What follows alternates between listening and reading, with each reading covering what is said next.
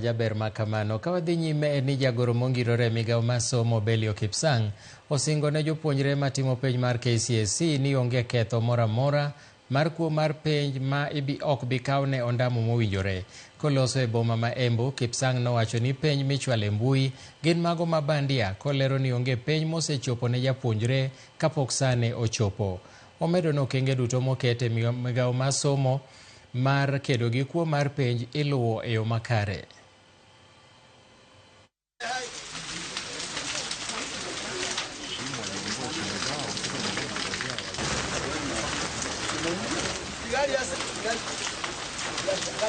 One thing I want to affirm is that our exam has not leaked, because an examination leakage is where people get exposure to the exam maybe a day or two early.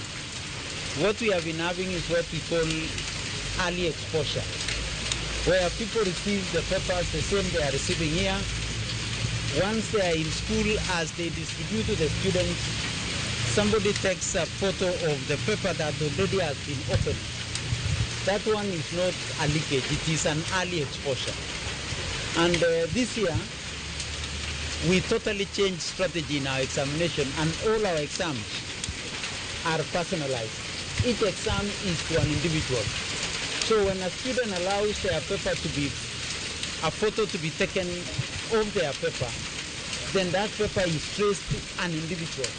And that is why this year we have said people will be taking personal responsibility.